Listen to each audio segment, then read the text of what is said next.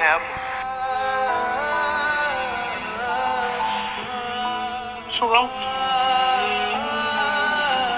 তোর নাকি জ্বর হয়েছে,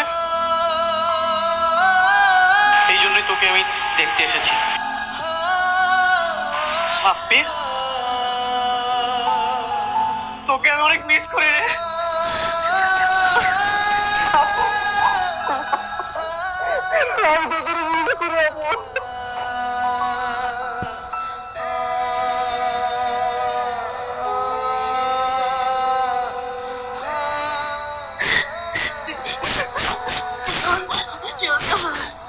আপুর উপর কেউ এত রাগ করে বল?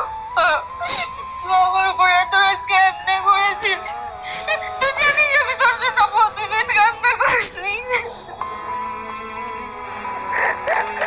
আপু তুই আমাকে মাফ করে দে, আমি আর কখনো তোর সাথে অভিমান করবো না, কখনো অভিমান করবো না।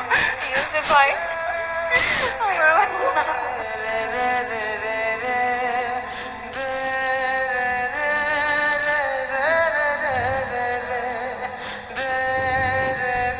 এভাবে দরজায় দাঁড়িয়ে আর কতক্ষণ কান্না করবা? ইমনকে ভিতরে নিয়ে আসো। হ্যাঁ তাই তো, আমার ভাই কতদিন পর আসছে, কাজে না ভাই আসতো।